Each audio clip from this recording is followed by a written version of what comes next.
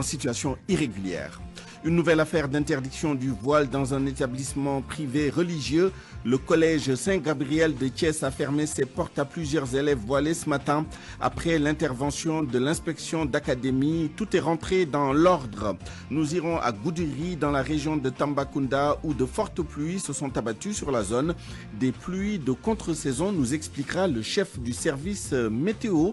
Et puis l'an 1 de la 3e alternance, l'anniversaire de l'élection du président Bassirou Diomaye Faye le 24 mars et sa prestation de serment le 2 avril. À partir d'aujourd'hui, nous lançons une série de dossiers sur le bilan d'une année de gouvernance du duo Bassirou Diomaye Faye, Ousmane Sonko. Et puis dans notre rubrique Point de vue, nous débattrons des voies et moyens de lutter contre l'immigration clandestine qui reprend de plus belle. À la mise en onde, Abdoulaye Diop.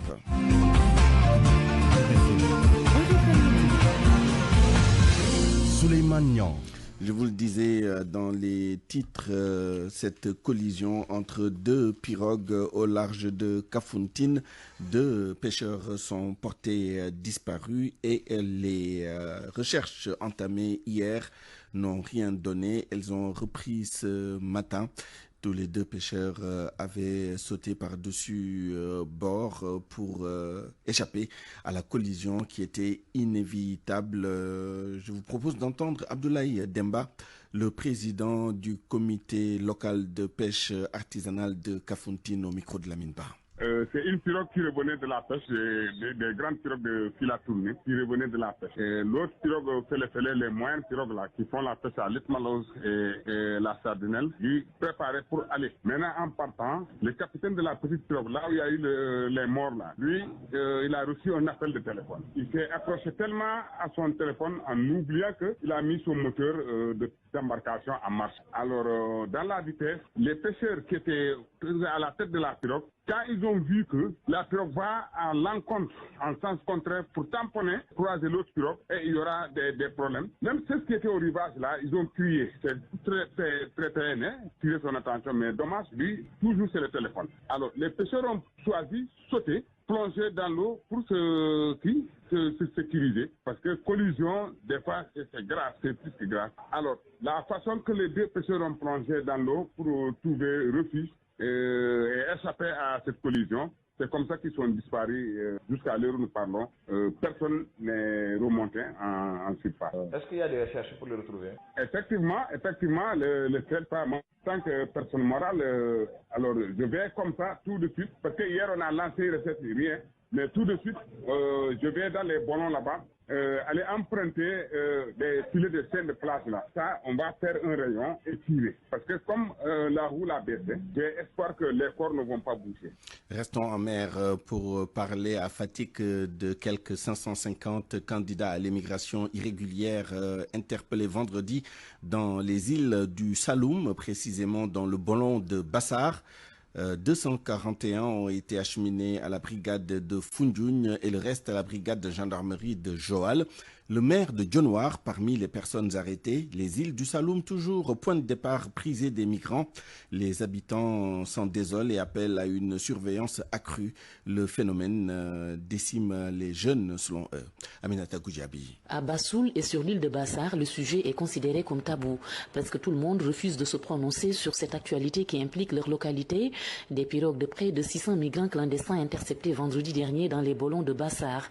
Des anonymes ont juste promis de continuer à dénoncer les éventuels candidats à l'immigration irrégulière. Les départs de candidats à l'immigration clandestine ne s'arrêtent pas et ce sont les îles du Saloum qui sont le refuge privilégié. Salif Ndong est de Diogan, un village de la commune insulaire de Bassoul. Vraiment, c'est trop triste pour nous résidents des îles du Saloum parce qu'on est tellement impuissants de ce phénomène. Du fait que ce sont des adultes, des vieux, des jeunes, même de moins de 5-10 ans qui s'apprêtent à embarquer les pirogues pour aller en Espagne. Ces migrants clandestins sont souvent cachés dans des endroits lointains et inhabités des îles. Des femmes et des enfants y sont laissés à leur sort. Ce qui fait plus mal, ce sont les morts. C'est des innocents qui sont morts comme ça. Et ça, c'est vraiment triste. Des jeunes inconscients. Parmi les 547 interpellés, 241 étaient en garde à vue à la brigade de gendarmerie de Foundiougne. Les 111 de nationalité sénégalaise sont libérés. Une procédure est en cours pour libérer les autres migrants de nationalité étrangère. Mais en attendant, de bonne volonté dont Bintadia, une habitante de Foundiougne, leur donne à manger. Elle est une mère d'un migrant de retour. Parents victimes de l'immigration, je pensais que ça va s'arrêter. Il n'y a pas de travail dans le département Foundiougne. Il n'y a pas d'usine, il n'y a rien. Parce que tous les enfants que j'essaie de convaincre pour qu'ils restent ici dans ce pays, ils me disent Binta, qu'est-ce qu'on va faire après? Le maire de Dionewar, soupçonné d'implication dans ce trafic de migrants, est arrêté depuis samedi. Il devrait être déféré au parquet financier selon plusieurs sources. Une autorité locale fait aussi savoir que d'ici au mois d'avril, un comité interministériel de lutte contre la migration irrégulière sera installé dans la région de Fatick. Aminatou Goudiaby, Fatick RFM. Pour faire face à la recrudescence du phénomène, le comité interministériel de lutte contre la migration irrégulière mise sur la sensibilisation et la migration circulaire pour venir à bout du problème. Mohamed Ali Mouba. Le mirage de l'Europe, malgré les dangers liés à l'immigration irrégulière, les jeunes continuent d'embarquer à bord des pirogues, direction l'Europe. Dr Modou Diagne, contrôleur général de police, secrétaire permanent du comité interministériel de lutte contre la migration irrégulière. Xam nga amoon na tuuti accalmie ndax gëjoon nga dégg am na ñuy dem mais fan yi effectivement dafa reprendre ci at 2024 jege na ëpp na juróomi junni parce que ça fait 5292 personnes yoo xam doon nañ bëgg a dem ñu téye loolu dafay wone rek quand même 2000 ñu bari ci aussi ñoo xam ne dañ ci ñàkk seen bakkan boo xoolee ci àdduna bi yëpp OIM mi ngi bat 71 000 et quelques personnes yoo xam ni ñoo ci ñàkk seen bakkan Afrique bari la ci lu ëpp 16 000 Sénégal ñun fii rek nga xam ni li ñu ñoo xam ni gis nañ seen néew ma ëpp nañ téeméer ak juróom ñoo xam ni yooyu moom lañ leen répertorié bokkul nag ak ñi nga xam ne gisuñ leen parce que xëy na ñoo ñu ngi ci biir géej gi ñenn ñi réer nañ parce que ay disparu lañ ñenn ñi ñu ngi ci désert bi. Pour lutter contre le phénomène, le comité interministériel de lutte contre la migration irrégulière table sur la répression, certes, mais surtout sur la sensibilisation. Lu am importance ndax stratégie bi mooy dans 10 ans dañuy wàññi phénomène bi drastiquement mais loolu dañ teg nag juróomi axe yoo xam ni ci loolu la ñuy sukkandiku mooy prévention mooy premier axe bi. foofu lay dugg li ngay wax boole sensibilisation parce que prévention bi mooy lan nañ fexe ba texte yi méngoo ak normes internationales yi nañ fexe ba nit ñi ñu xamal leen danger yi nga xam ni moo nekk ci. La sensibilisation, pas que. Le comité interministériel de lutte contre la migration irrégulière joue aussi sur la migration circulaire pour tenter de venir à bout du phénomène. Mieux on l'organise, donc plus de propositions on aura. De nos partenaires parce que ça va contribuer à redonner beaucoup plus de confiance à nos partenaires pour qu'ils puissent augmenter le nombre parce qu'il y a beaucoup de demandes de jeunes qui veulent y aller. Selon le docteur Modou Diagne, entre 2023 et 2024, 41 000 migrants partis de nos côtes ont débarqué sur les îles Canaries, un signe que le phénomène continue de rester prégnant. L'arrestation du maire de Dionewar soupçonné d'être impliqué dans un réseau de trafic de migrants. Arrêté, vous le savez, envoyé devant le procureur du pôle financier pour trafic illicite de migrants. Bien sûr, toutes nos excuses pour les parties non traduites de ce sujet. Nos excuses à nos auditeurs qui ne parlent ni ne comprennent la langue wolof. Et puis sachez que la ministre sénégalaise de l'intégration africaine et des affaires étrangères, Madame Yassine Fall, est arrivée tout à l'heure en Mauritanie dans un contexte d'expulsion massive de Sénégalais parmi les étrangers en situation irrégulière. Mohamed Diop. Au programme de la visite de la ministre sénégalaise de l'intégration africaine et des affaires étrangères, on note des rencontres avec les autorités mauritaniennes, dont le président Mohamed Ould Cheikh El Ghazouani. Yassine Fall devra aussi s'entretenir dans la journée avec la communauté sénégalaise en Mauritanie. Cette visite intervient à la suite d'une série d'arrestations et d'expulsions de Sénégalais en situation irrégulière depuis le 26 février 2025. Quelques jours plus tôt, Yassine Fall avait accompagné le Premier ministre Ousmane Sonko en Mauritanie, où les deux pays avaient réexaminé un projet d'accord visant à améliorer les conditions de séjour des ressortissants des deux pays. Dans ce cadre, la Mauritanie s'était engagée à soumettre avant la fin du premier trimestre 2025 un projet d'accord révisé à la partie sénégalaise avec de nouvelles conditions pour l'obtention de la carte de séjour des ressortissants sénégalais. La visite de Yassine Fall est donc perçue comme un pas important vers l'amélioration des conditions de vie des Sénégalais en Mauritanie. Mohamed Diop, RFM, Nouakchott. RFM, l'info, c'est ici. L'info, c'est ici. À Thiès, la question du voile à l'école refait surface. Le collège privé catholique Saint-Gabriel a fermé ses portes à ses élèves voilés ce matin. Les responsables donc ont refusé l'accès à ces élèves dont les parents ont exprimé leur colère. Ils ont manifesté devant la grande porte de l'école Cheikh Anta Diop. Elles ont toutes été conduites. Le collège privé Saint-Gabriel de Thiès a refusé l'accès à toutes les élèves voilés. Ces élèves ont vécu une situation difficile ce matin. On ne nous a pas autorisé de porter le voile et d'entrer dans cette école. On nous demande catégoriquement d'enlever nos voiles pour pouvoir entrer à l'école et apprendre. Moi, ce que je trouve inconcevable, c'est qu'on nous force à enlever nos voiles pour pouvoir étudier et acquérir des connaissances. Déjà, je suis en classe de terminale. Il ne reste que quelques mois. Laissons-nous avec nos voiles. Dès l'annonce de la nouvelle, des parents d'élèves se sont dépêchés sur les lieux pour constater. Massamba Gueye est venu à l'école sous le poids d'une colère incontrôlable. J'ai été appelé par mon enfant ce matin pour dire qu'ils ont été rejetés de l'école parce qu'ils avaient le voile. Dans ce pays, on ne peut pas accepter que les gens se réveillent un matin pour mettre des règlements intérieurs au-dessus de la loi. La loi est là pour tout le monde. Il n'y a qu'une loi qui dans ce pays-là qui interdit à qui que ce soit de mettre le voile dans aucun lieu précis. Donc on ne peut pas accepter que l'école, quelle que soit l'école, refuse à nos élèves d'accéder à l'intérieur de l'école parce qu'ils ont mis le voile. C'est pas acceptable. Non, c'est choquant. C'est choquant. Il faut que le gouvernement prenne ses responsabilités pour que ce problème-là définitivement soit dépassé au niveau de ce pays-là. Les autorités académiques de Thiès, le ministre de l'Éducation nationale sont interpellés. Selon certains parents d'élèves, si on y prend garde, cela peut même pousser les populations à réagir. RFM Thiès, Cheikh Anta Diop. Justement, Cheikh Anta Diop, l'inspecteur d'académie de Thiès précise qu'il ne s'agit nullement d'un problème religieux. Il s'agit, selon lui, d'élèves qui ont mal porté leur voile au point de cacher l'uniforme de l'établissement, mais tout est finalement rentré dans l'ordre. Ganassen est joint par El Hadj Ndiogou. Un petit incident qui s'est passé, produit ce matin. Les autorités de l'établissement ont voulu un peu régler une situation liée au voile. Malheureusement, ils s'y sont mal pris parce que d'après les informations que nous avons eues, quand on a été saisi, on a déplacé une équipe sur place qui a pu constater effectivement que certains élèves, notamment des filles, on leur a refusé l'accès à l'établissement parce qu'il y avait quelques-unes parmi elles qui on peut porter le voile de façon en tout cas un peu débordante. Et malheureusement, pour marquer le coup, l'administration du collège a voulu en tout cas refuser l'accès, pas à ces quelques élèves, mais à tous les élèves. C'est peut-être là la maladresse. Vous dites que ces élèves ont porté leur voile de façon débordante. Qu'est-ce qu'on leur reproche concrètement? Bon, en réalité, d'après les informations que nous avons recueillies, elles sont pas nombreuses, c'est 2 ou 3. Elles avaient porté le voile de façon un peu débordante, de telle sorte que peut-être l'uniforme du lycée était un peu caché, etc., quoi.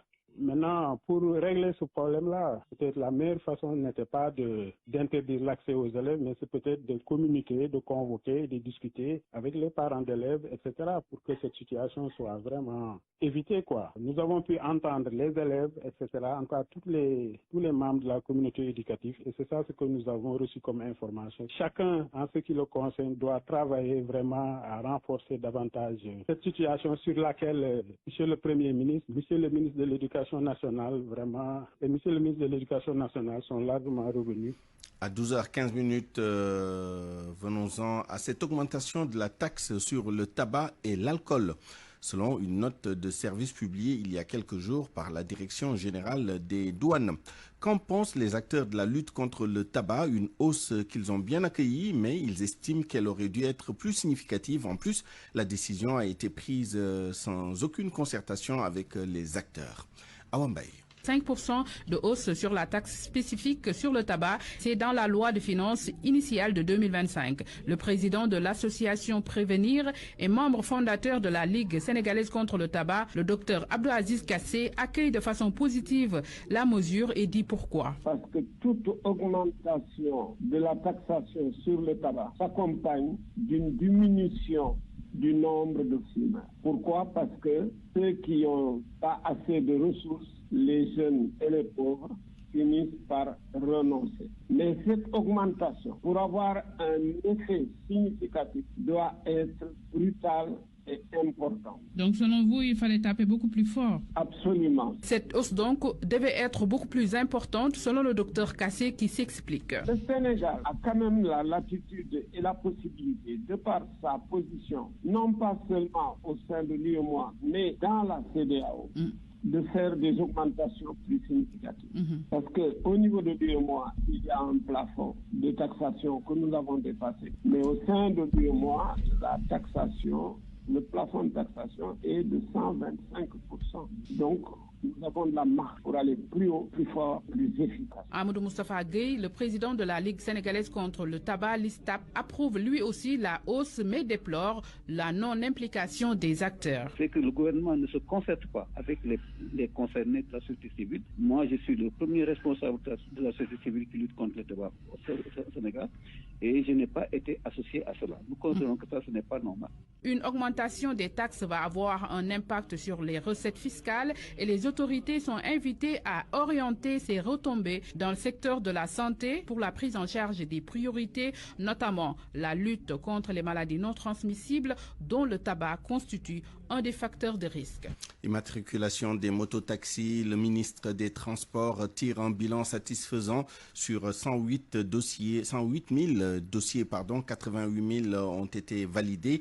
La demande de prolongation a été transmise au Premier ministre. Pour le président de l'Union nationale des associations de mototaxis.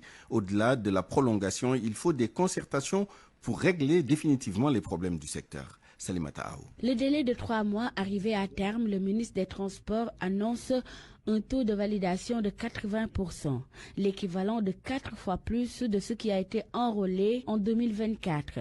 Yankoba Djemé dans l'émission Point de vue de nos confrères de la RTS. Nous sommes à 108 000 dossiers reçus au niveau de nos différents services départementaux, globalement au niveau national. Et sur ces 108 000, nous avons 88 000 dossiers validés, ce qui fait l'équivalent de 4 fois plus ce qui a été enrôlé en 2024. Globalement, nous y avions 18 000 cartes grises qui étaient émises. Comparaison à isopérimètre, nous pouvons nous dire que c'est une opération qui s'est soldée avec un franc succès, dans la mesure où, en moins de 2 mois et demi, nous avons fait ce que nous aurions dû faire 4 ans. Le Premier ministre est un homme à l'écoute de la jeunesse. Nous lui avons fait le point, nous lui avons transmis le rapport. J'ai transmis également les doléances que m'ont posé tous les acteurs des deux roues. Demain, Inch'Allah, ou mardi, je leur fixerai sur une éventuelle prorogation ou pas. Une sortie du ministre très bien suivie par l'Union nationale des associations des mototaxis qui demande une prolongation de la date, mais aussi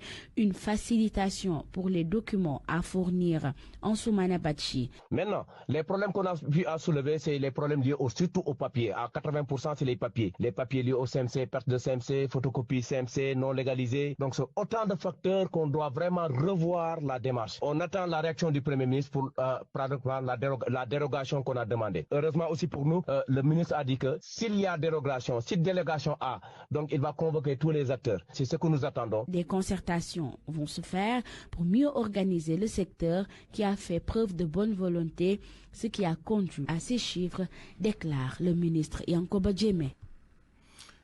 Coupure de signal ou réduction de la bande passante. En tout cas, plusieurs chaînes de télévision ont disparu du bouquet de la TNT. Selon Télédiffusion du Sénégal, la société nationale chargée de la diffusion de la télévision numérique terrestre, elle a dû prendre cette mesure de guerre lasse.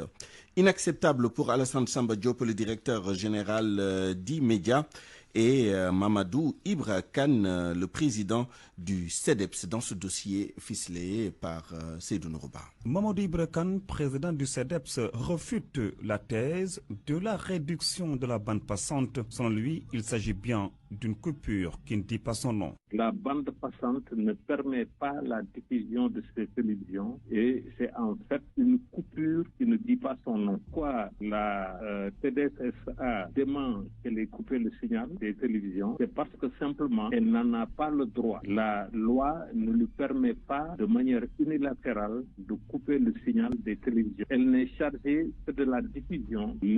La diffusion ou non-diffusion du signal des télévisions et du ressort exclusif du CNRA. Parce que ça, c'est une coupure de signal qui ne dit pas son nom. Alassane Samba Diop déplore lui ce qu'il qualifie d'attitude cavalière. Il est directeur général de E-Média SN. Je pense que la coupure a été faite de manière assez cavalière. Pour la bonne et simple raison, les responsables n'avaient pas été informés. Il n'y a eu ni préavis ni sommation. Ensuite, on s'est réveillé un bon matin, on a coupé le signal de la TNT. Heureusement que nous diffusons ce canal et sur les autres supports. Nous sommes sur IPTV, nous sommes sur Internet, nous sommes sur le Bouquet Canal. Les Sénégalais continuent à suivre tranquillement le programme. La plupart des Sénégalais d'ailleurs sont sur le Bouquet Canal. Toi disant la TDS depuis qu'elle a été démarrée, la TNT ne marche pas comme elle devait marcher. Le CEDEPS et les autres acteurs des médias ne comptent pas se laisser faire. Des actions juridiques sont prévues pour dire non à cette coupure des signaux du TNT.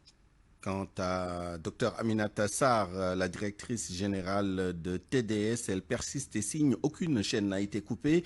Il s'agit bien de la réduction de la bande passante. Elle demande toutefois aux chaînes concernées de se conformer pour éviter une coupure définitive. Elle est au téléphone avec Seydou Nourba. RFM, la radio de toute l'actualité.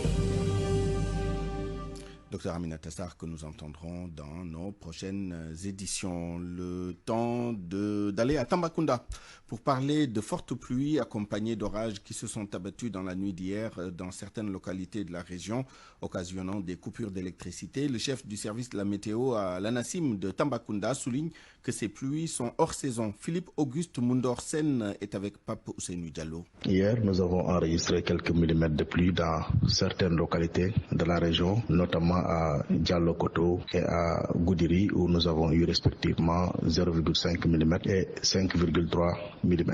Ces pluies étaient accompagnées d'orages dus à une intrusion de ce que l'on appelle le front intertropical et combiné aussi à une onde qui était positionnée sur la zone sud-est du territoire, à savoir Kédougou et Tambacounda. Donc c'est une pluie hors saison parce que normalement le front intertropical devrait reprendre sa position saisonnière avant de revenir chez nous en saison d'hivernage.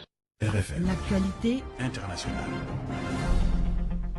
Le journal international avec vous, Georges Détié Diop. Bonjour. Bonjour, Souleymane. Le Rwanda rompt ses relations diplomatiques avec la Belgique. Rupture avec effet immédiat. Le Rwanda a aussi donné 48 heures à tous les diplomates belges pour quitter le pays.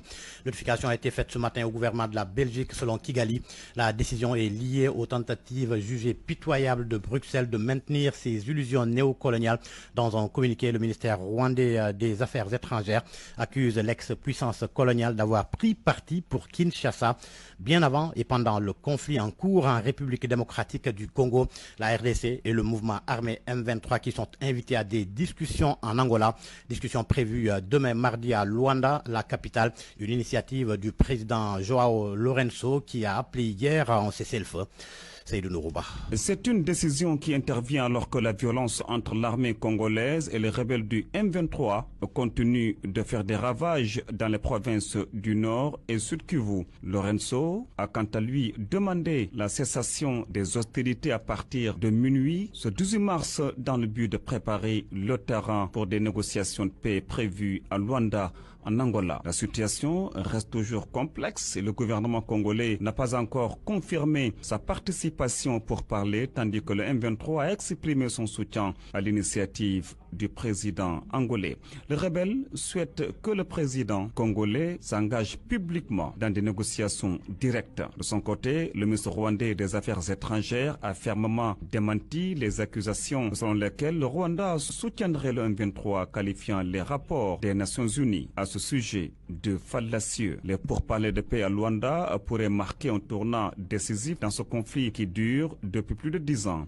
Et les enjeux sont majeurs. Des milliers de vies sont menacées et la crise humanitaire s'intensifient. Au Burkina Faso, des positions des forces de sécurité prises pour cible par des djihadistes. 2 bases de la police et des militaires attaquées durant le week-end. L'une a été occupée pendant quelques heures. Salimata Aou. Sources qui se sont confiées à RFI, d'intenses combats ont opposé djihadistes et militaires samedi après-midi autour de la base de Séguénéga au nord du Burkina Faso. D'après un habitant, des hommes armés venus en grand nombre à bord de motos ont occupé le camp militaire qui avait battu en retraite. Une autre source présente sur place raconte qu'avant de partir, les djihadistes ont pris le soin de collecter les armes des forces de sécurité, laissant derrière eux ce qu'ils ne pouvaient pas emporter et mettant le feu à certaines boutiques. Après leur forfait, les mêmes assaillants sont revenus le lendemain alors que les renforts des FDS étaient toujours attendus, regrettent les rares habitants restés sur place. Aucun bilan n'est encore disponible. Vendredi à Yamba, cette fois-ci dans la région de l'Est, la base du groupement d'une unité mobile d'intervention de la police nationale qui venait de prendre la relève avait elle aussi connu des tirs nourris. 2 bases ont été attaquées simultanément. Les camps de Yamba et Tandjari, précise une source sécuritaire. Si aucun bilan officiel n'est encore disponible, différentes sources nous informent qu'au moins 12 policiers y ont péri et qu'une partie du matériel, dont au moins un véhicule, a été emporté. Hors du continent au Yémen, pour terminer, les États-Unis ont lancé une série de frappes aériennes massives, tuant au moins 53 personnes. L'opération a été destinée à dissuader les Houthis de cibler les navires en mer Rouge. Les bombardements ont touché les villes de Sanaa, Sada et Al-Baïda, entraînant de lourdes pertes civiles selon les autorités Houthis. En réponse à ces attaques, Souleymane, les Houthis dénoncent une agression américano-britannique qui promettent des représailles. Merci Georges Détié-Diop. Parole aux auditeurs. L'actualité, qu'en pensez-vous? Moi, je pense que vous devez. Réagissez dans nos éditions d'information sur l'actualité. Bonjour. Du lundi au vendredi, vous avez la parole sur RFM. Dans notre rubrique Point de vue, nous débattrons des voies et moyens de lutter contre l'immigration clandestine qui reprend de plus belle. Avec nos 2 intervenants du jour, M. Souri Kaba, ancien directeur général des Sénégalais de l'extérieur, et le professeur Ali Tandjan, sociologue, professeur titulaire à l'UGB de Saint-Louis et président de l'Observatoire sénégalais des migrations. RFM Sport. Le journal des sports avec vous, Boubacar Dieng. Bonjour. Bonjour Souleymane, bonjour à tous. Éliminatoire de la Coupe du Monde 2026. Le Sénégal démarre sa préparation aujourd'hui. Hassan Diao fait partie du groupe. Maintenant, la question est de savoir comment l'utiliser. En tout cas, nous avons posé la question à un ancien international sénégalais. Cheikh Sidiba estime que Diao doit être mis au même poste que dans son club en Italie à Comme. Le directeur technique du Jaraaf de Dakar est persuadé que Hassan Diao peut avoir un grand apport pour l'équipe nationale du Sénégal. Nous écoutons ses explications. C'est pour le permettre déjà de le mettre à l'aise, de le mettre en confiance. Là, il a l'habitude de jouer sur les côtés, surtout sur le côté droit avec Chrome. Donc, il faudra l'utiliser de la même manière pour pouvoir bénéficier de ses qualités. On sait que c'est un joueur qui peut jouer sur tout le front de l'attaque et plus particulièrement sur les 2 côtés, que ce soit sur le côté gauche et sur le côté droit, de par sa percussion, de par sa technique et de par sa vitesse. Et donc, il faudra utiliser à bon escient toutes ces qualités pour pouvoir tirer le meilleur profit de Hassan. Déjà, il y a sa jeunesse. Il va apporter du sang neuf au niveau de l'équipe nationale. Il est à droite devant le but. Aujourd'hui, en 11 matchs, toutes compétitions confondues, il est déjà à 5 buts. Donc, ça veut dire que sur le plan offensif, devant le but, il est efficace. Donc, il va apporter de l'efficacité, il va apporter de la technique, il va apporter de la vitesse, de la percussion. Je pense que c'est des éléments importants dans le football moderne actuellement. Et je pense que tout cela, s'il est mis en confiance, s'il est bien accueilli, bien intégré, je pense qu'il peut être une plus-value pour l'équipe nationale. Et vous le savez, les Lions du Sénégal démarrent leur préparation aujourd'hui. C'est dans l'après-midi à 17h30 à l'annexe du stade Maître Abdoulaye Wade de Diamniadio. La séance est ouverte au public. 2 joueurs répondront aux questions des journalistes. Le Sénégal affronte le Soudan le 22 mars prochain à Benghazi en Libye avant d'accueillir le Togo le 25 du même mois à Diamniadio. Le premier adversaire du Sénégal, à savoir le Soudan, qui est leader du groupe B avec 10 points, va devoir se passer d'un de ces 4. Selon nos confrères de Wiwi Sport, le défenseur central et non moins pilier de l'équipe soudanaise Mustafa Karchom est contraint de déclarer forfait. Et pendant ce temps, l'ancien sélectionneur des Lions de la Teranga, Aliou Cissé, renforce son staff technique, nommé en début de semaine coach de l'équipe A de football de la Libye. Il a pris dans son staff technique notre compatriote Youssouf Dabo, qui est actuellement l'entraîneur de l'AS Vita Club en République démocratique du Congo. Souleymane. Alors, au football, la 17e journée de la Ligue 1 sera clôturée ce lundi. Le Giraffe de Dakar, nouveau leader du championnat. D'abord au stade municipal des HLM à 16h30 HLM Dakar reçoit Guédiawaye FC. Au stade Massensen de Fatick, Diamono Fatick accueille Oslo FA, et ce sont là les derniers matchs avant la trêve de 20 jours. Le Giraffe de Dakar, comme vous l'avez dit, est de nouveau leader grâce à la différence des buts, mais l'entraîneur des Verts et Blancs ne veut surtout pas s'enflammer. Malick Daf veut profiter de la trêve pour perfectionner, dit-il, son équipe et récupérer les nombreux blessés. Le voici au micro de Youssouf Bodian. C'est un championnat, rien n'est encore joué. C'est un championnat, il faut attendre à la fin pour compter les points. Moi, je joue chaque match pour les gagner, mais nous ne sommes pas Dieu. En football, il y a 3 choses. Tu gagnes, tu fais un match nul, parfois tu perds. Et ça fait partie du football. Peut-être aujourd'hui ça a marché, on va rester serein, on va rester lucide. Avec la trêve, on va continuer, on va essayer d'améliorer l'équipe, essayer de corriger aussi. Il y a les blessés qui vont venir dans l'équipe et ce sera bénéfique pour nous parce que je pense que nous avons perdu beaucoup de jours en cours de première partie. Malgré tout ça, on a géré sans bruit ni trompette, on a géré. On va aller à la trêve tranquillement, nous allons récupérer nos blessés. Maintenant, il y aura une concurrence et tout le monde va travailler pour gagner sa place. Et les joueurs de forme joueront. Il n'y aura pas de cadeau pour qui que ce soit. Les gosses qui sont derrière ont poussé, aussi ont travaillé pour venir à ce niveau. Maintenant, on va avoir de l'humilité en sachant que c'est un championnat sénégalais où il y a le nivellement des valeurs. Le premier peut battre le 5e, le dernier peut battre le premier, tout reste possible. Il faut avoir de l'humilité, apporter les correctifs et continuer le travail sans bruit ni trompette. Moi, je pense que ce qui est important, c'est d'être constant et à la fin, Inch'Allah, par la grâce de Dieu, on retrouve le Giraffe champion, Inch'Allah. C'est ce que je crois pour toujours, Inch'Allah. À l'instant, donc, Malick Daf, coach du Giraffe de Dakar, actuel leader de la Ligue 1 sénégalaise de football. Souleymane Sanetou pour cette page des sports. Merci Boubacar Dian. RFM 94.0, la radio en puissance. Le 24 mars prochain, PASTEF et ses alliés vont célébrer leur premier anniversaire au pouvoir de la présidentielle aux élections législatives anticipées de novembre 2024. La route est parsemée de promesses.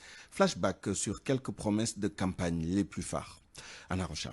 Dans la course à la présidentielle de mars 2024, c'était une campagne électorale express pour Diomaye et Sonko. Samedi 16 mars, 2 jours après leur libération grâce à une loi d'amnistie, le duo lance sa campagne électorale à Ziguinchor. L'abrogation de la loi d'amnistie était d'ailleurs une promesse électorale et depuis la victoire de PASTEF aux dernières législatives anticipées, elle fait polémique. Le 17 novembre, après avoir conquis une majorité écrasante Assemblée nationale, bokk na ci ñi njëkk a wote mooy de retirer la loi d'amnistie. Sur le plan économique, la lutte contre la corruption et la sortie du franc CFA occupent une bonne place dans les promesses de campagne. Aujourd'hui, nous avons une monnaie dans le cadre de l'UEMOA. Ça semble aller dans une certaine direction, mais ça va très lentement. Nous allons venir pour essayer de booster et aller vers les réformes qu'il faut. Mais nous avons toujours dit que nous, notre option, c'était même la CEDEAO, qui fait un ensemble de plus de 6 millions de kilomètres carrés, plus de 400 millions d'habitants, donc un marché qui a un potentiel énorme, mais si les préalables sont réglés, et ces préalables ne le sont pas encore. Et c'est ça notre option de base. Et c'est seulement si on ne parvient pas à avoir ça, que nous considérons pouvoir aller avec notre propre monde. Pour Diomaye et Sonko, il était aussi question de suspendre l'accord de pêche avec l'Union européenne. Promesse tenue, même si la paternité de la décision fait l'objet d'une controverse. À cela doit s'ajouter une réévaluation des contrats pétroliers et gaziers qui attend toujours. Accord de pêche yi arrangé wul suñu réew te faaw ñu xoolaat ko. Neewuñu accord de pêche dootul am de. waaye accord de pêche buy tere suñu pêche locale mën a napp li ñu soxla yépp delloosi ko ci réew mi ñu jël ci la ñu soxla pour la consommation domestique loolu moo ñuy permettre ñu def de la valeur ajoutée. La nouvelle gouvernance sous PASTEF, placée sous le slogan de la rupture, se veut également celle de la rationalisation des dépenses publiques. Cela passe notamment par l'audit de la gestion des 12 ans de Macky Sall, car PASTEF et son leader ont formulé de nombreuses critiques à l'encontre de la gouvernance de l'ancien régime. Sans oublier la question foncière qui a été un véritable argument de campagne. Retour à l'actualité, le député Moustapha Diop sera auditionné demain après-midi par la commission ad hoc chargée de statuer sur la demande de levée de son immunité parlementaire. On ne sait pas pour le moment si le maire de Louga va se présenter devant la commission ad hoc. Moustapha Diop, ancien ministre sous le régime de Macky Sall, est cité dans l'affaire Tabaski Ngom. Cette inspectrice du Trésor est actuellement en prison pour présumé détournement de 700 millions de francs CFA. Electronic Corp et Beko vous offrent votre revue de presse. La revue de presse avec Mohamed Ali Mouba. Bonjour. Migration circulaire, la première cohorte s'est envolée hier pour l'Espagne. Le journal Source donne sans attendre cette bonne nouvelle en première page.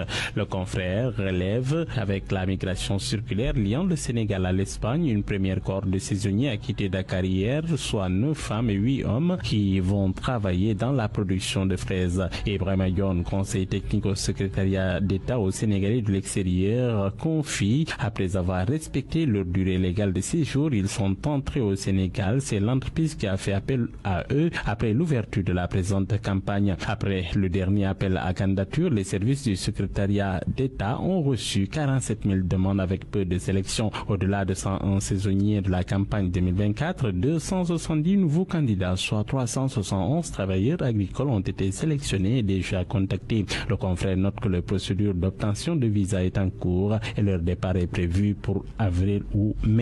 Réumi Quotidien informe que le maire de Dionewar est en garde à vue pour trafic de migrants. Lui, l'observateur qui confirme l'information note que notre édile est dans la tourmente. Lansana va être déféré au parquet dans les prochaines heures. Le journal pointe les aveux explosifs dont des convoyeurs et les 2 millions de francs CFA pour acheter les gendarmes. Les dénégations du maire, l'argent qui devait servir à payer l'avocat et les appels troublants dévoilés par l'enquête. Le confrère note que par ailleurs, Cambourg, une femme a été arrêtée avec 5 millions de francs CFA. En Boyenne, une nouvelle pirogue interceptée avec 36 migrants à bord. La migration toujours et les petites frictions entre le Sénégal et la Mauritanie. Le quotidien s'est entretenu avec le consul du Sénégal à Nouakchott et il se livre. Il demande de faire attention pour ne pas envenimer les relations entre le Sénégal et la Mauritanie. L'info lui plonge sur notre diplomatie. Le Sénégal qui perd. Oui, depuis l'arrivée de Diomaye et de Sonko à la tête de l'État du Sénégal, ça ne marche plus. Augustin et Seydina Diagne battus, haute menacés, le reflet d'une pâle diplomatie, dit le confrère. Le journal note que dans la même semaine, la diplomatie sportive du pays a pris un sacré coup avec 2 échecs au niveau d'instances internationales. Maître Augustin Senghor a perdu lamentablement lors des élections pour les représentants de l'Afrique au Conseil exécutif de la FIFA. Seydina Diagne, secrétaire général du CNOS, a échoué face au candidat soudanais lors de l'élection du secrétaire général de l'Association des comités nationaux olympiques africains. Une diplomatie sportive fébrile à l'image de celle globale du pays qui a perdu de son influence au plan continental et mondial. Récemment, dit le confrère, la CEDEAO a diplomatiquement retiré la médiation avec les pays des États du Sahel à Diomaye pour la confier au nouveau président ghanéen.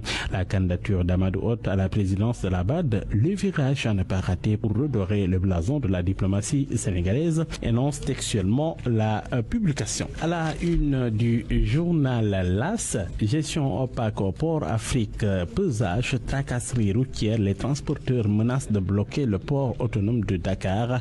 Le journal note que le syndicat des transporteurs routiers menace en tout cas de passer à l'action. Confrontés à des problèmes pour accéder au port de Dakar et charger leurs marchandises, ils dénoncent la gestion opaque du port et des pratiques abusives qui paralysent poursuivent leurs activités malgré plusieurs démarches auprès des autorités. Leurs revendications restent sans réponse, note encore le confrère. Politique APR PASTEF, la loi d'amnistie, passe d'armes Maître Youm Biram Souley, une passe d'armes autour de la loi interprétative, et ce fut hier comme à la borne fontaine entre les deux. Le journal Sosa a recueilli la parole des uns et des autres. Le confrère a recueilli la parole des deux. Biram Souley à Omar Youm, il dit: j'espère que les députés courageux parviendront à vous faire comparaître et vous entendre sur les raisons qui se cachent derrière la passivité du ministère des Forces armées devant la disparition trouble de personnel militaire. Le responsable de la paire riposte violemment. Biram Boulmatahawar, à travers cette proposition de loi interprétative, vous n'avez qu'un seul objectif: mettre sciemment à l'abri de toute poursuite les auteurs d'infractions délictuelles et criminelles de votre camp. Et Maître Youm de poursuivre: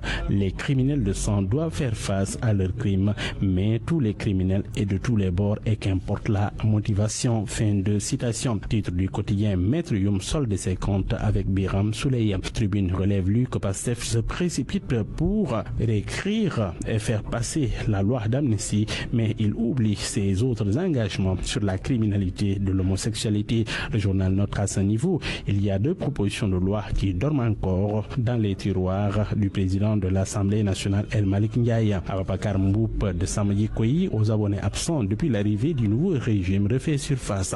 Il exige le respect de la parole donnée sur l'homosexualité. Le président de l'Assemblée nationale n'a plus de prétexte. Selon Ababakar Mboup de Samayikoyi, il s'est confié au journal Tribune. Bonne nuit à tous. Electronic Corp et Beko vous ont offert votre revue de presse. Point de vue. Regard croisé sur l'actualité du jour. À 12h, bientôt 42 minutes, bienvenue dans notre rubrique Point de vue. Nous allons essayer dans les 10 prochaines minutes d'embrasser un sujet complexe, l'immigration irrégulière ou l'immigration clandestine, pour essayer de voir les voies et moyens de lutter contre le phénomène qui reprend de plus belle. Et pour ce faire, nous sommes en ligne et en direct avec M. Sori Kaba, ancien directeur général des Sénégalais de l'extérieur. M. Kaba, bonjour. Oui, bonjour, M. Nous sommes également avec le professeur Ali Tandjan, sociologue, professeur titulaire à l'université Gaston Berger de Saint-Louis et président de l'Observatoire sénégalais des migrations. Professeur, bonjour. Bonjour. Je commence avec vous, professeur, d'abord pour essayer de comprendre ce phénomène un peu plus. On a vu que ces derniers temps, il y a une sorte de résurgence. Vous avez entendu le nombre de personnes arrêtées en fin de semaine dernière. Il y en a eu d'autres les semaines précédentes. Est-ce qu'il y a une grille de lecture et de compréhension, d'analyse du phénomène qui vous permet de comprendre quand est-ce qu'il y a une résurgence, quand est-ce que le phénomène semble se réduire un tout petit peu à sa plus simple expression? En d'autres termes, qu'est-ce qui explique cette résurgence en ce moment-ci? Alors, merci beaucoup. Je pense qu'on n'a pas une compréhension commune sur les questions de migration et que la question de migration est peu ou pas du tout comprise au niveau du Sénégal. Parce que le voyage pour la majorité des Sénégalais n'est pas une simple synonyme d'acquisition d'un travail stable, mais il symbolise la voie à entreprendre pour faire fortune et acquérir aux yeux de ses pairs un prestige social. Ce qui laisse penser évidemment que la migration n'est pas un phénomène, mais est un fait social. Ça, c'est le premier écart en termes de compréhension. Deuxième chose, il faut signaler que l'effectif important de candidats à la migration s'exprime au fait que dans le subconscient des Sénégalais, la migration est associée à la réussite économique et à l'ascension sociale. Migrer, on peut le dire, c'est se réaliser et en faire profiter à sa famille. L'Espagne, aujourd'hui, est pensée, comme bien d'autres pays européens, comme un pays de cocagne, c'est-à-dire une sorte de paradis terrestre, une contrée miraculeuse où la nature déborde de générosité pour ses habitants et ses hôtes. Voilà le poids des technologies de l'information et de la communication en termes de nourriture pour ces nombreuses migrations. Et bien sûr, cela est différent de la réalité sur le terrain. Comment se fait-il qu'on n'arrive pas à faire comprendre à ces jeunes et moins jeunes qui pensent que l'Espagne et d'autres pays de l'Occident sont des pays de cocagne, que ce n'est pas tout à fait vrai? Alors, vous savez que dans nos pays comme le Sénégal, il y a eu des campagnes de sensibilisation. Mais malheureusement, la grande difficulté, les campagnes de sensibilisation se font dans des zones de départ, alors qu'elles gagneraient en se faisant dans les zones d'origine. Deuxième chose, les éléments de langage qui sont mobilisés ne répondent pas aux réalités locales. Je pense que c'est quelque chose à repenser et faire une campagne ou des campagnes de sensibilisation qui répondent vraiment aux préoccupations. Malheureusement, ce n'est pas le cas. Et d'ailleurs, on continue à penser que ce sont des enfants qui partent ou bien des jeunes, mais on devrait se demander, est-ce qu'on ne les fait pas partir? Vous vous souvenez des parents qui ont organisé une marche pour s'opposer au rapatriement de leurs enfants en 2006-2008? Vous vous souvenez de l'affaire Doudou en décembre 2020, de père de famille qui avait mis son fils dans une pirogue? Vous vous souvenez également de tous ces chiffres? Et faut-il le souligner, aujourd'hui, sur les 5300 enfants et adolescents arrivés en Espagne, plus de 1700 sont des Sénégalais selon le gouvernement des Canaries. Alors, qu'est-ce que ça nous apprend? Ça ne nous apprend pas beaucoup parce que la migration n'est pas encore dans l'agenda de nos politiques. Et deuxième chose, on ne connaît pas assez les causes profondes de la migration. On continue à mobiliser les causes matérielles, alors qu'aujourd'hui, je pense qu'il serait bien de réfléchir sur les causes immatérielles. Aujourd'hui, ceux qui partent, il faut voir la structure de nos familles. Nombre de jeunes qui partent sont des aînés de la fratrie. Nombre de jeunes qui partent sont dans la pêche qui ne nourrit plus son homme. Nombre de jeunes qui partent sont dans l'angoisse et où bien il y a un sentiment d'abandon et de la frustration. Je pense que la migration est un fait et il faut l'analyser pour apporter une réponse sociale et sortir du paradigme sécuritaire qui mobilise nos États à partir de nos sociétés. Changement de paradigme, dites-vous. Je vais introduire Sori Kaba parce que le professeur Ali Tandian a posé deux éléments très importants. Un, évoquant l'erreur qui est faite de sensibiliser à partir des points de départ et non des points d'origine. Et quand il dit que sur les 5000 et quelques arrivés dans les îles Canaries, 1000 et quelques étaient des Sénégalais, et, autrement dit, les 4000 autres viennent d'autres pays et beaucoup d'entre eux passent par le Sénégal. Donc, en fin de compte, c'est un phénomène qui n'est pas seulement national, c'est un phénomène au moins régional.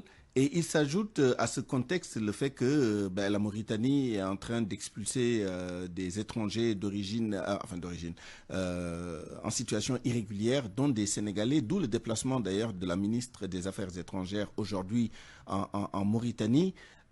Vous, quelle est votre analyse à cette échelle-là, au niveau diplomatique, au niveau géopolitique de ce phénomène?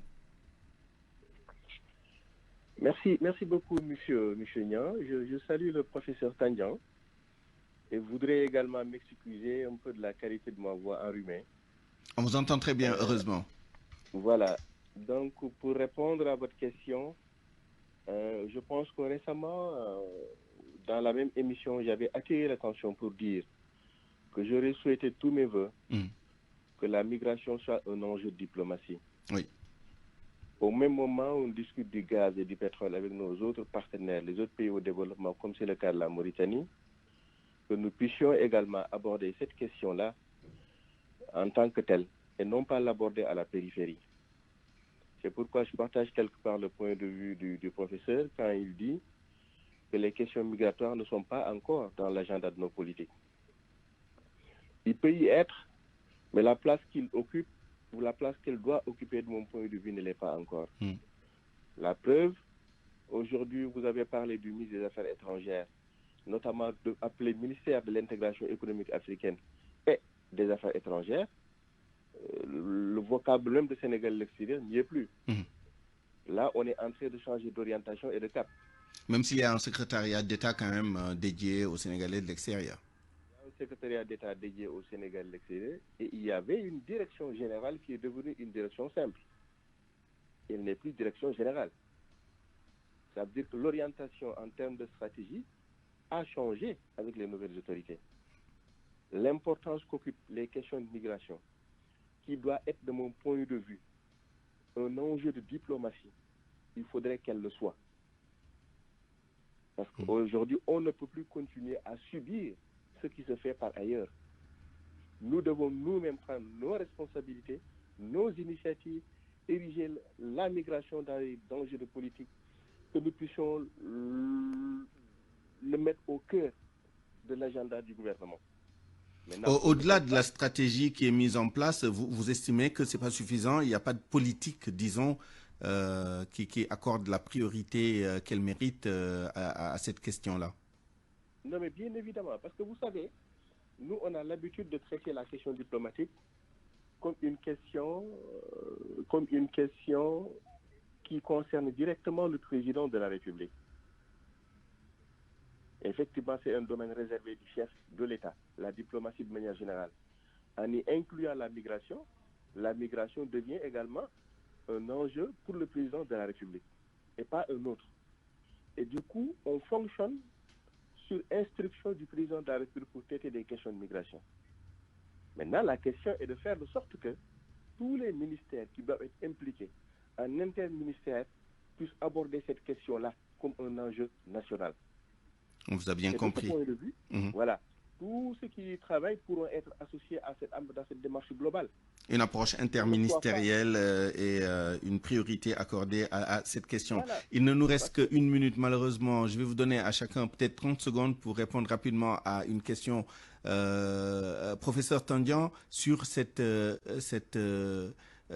nouvelle stratégie, ou alors en tout cas les autorités qui comptent sur la migration circulaire, est-ce pour vous une solution, disons, acceptable, une solution pertinente pour régler le problème? Oui, vous savez, la politique migratoire telle que présentée aujourd'hui ne me semble pas être la réponse, parce qu'il y a une certaine précipitation qui a été faite et qu'au Sénégal, on n'a pas encore fait le bilan des précédentes politiques de migration circulaire. Je pense qu'il sera difficile à la suite de ces programmes de faire comprendre aux jeunes Africains que l'Espagne n'a pas besoin de main-d'œuvre. Le manque de communication, je pense que va indéniablement encourager l'immigration illégale vers l'Espagne. Pourquoi? Parce que l'effet émergent est en train de se transformer en effet pervers. Je pense que l'alternative n'est rien d'autre que d'élaborer des politiques réalistes avec une excellente maîtrise des lois du marché. Et ce n'est pas encore le cas, parce que la migration n'est pas du tout comprise dans nos espaces. Merci, professeur Ali Tandian. On vous a bien compris. Vous êtes sociologue, professeur titulaire à l'UGB de Saint-Louis et président de l'Observatoire sénégalais des migrations. Très rapidement, Sori Kaba, quelle approche régionale pour faire face à ce phénomène, puisque, à l'évidence, les approches nationales ne suffisent pas. D'ailleurs, elles créent des conflits entre les États. Refuser de subir les initiatives ou les politiques qui nous proviennent d'ailleurs, surtout si on considère que c'est sous l'angle sécuritaire que la migration est souvent abordée par les autres.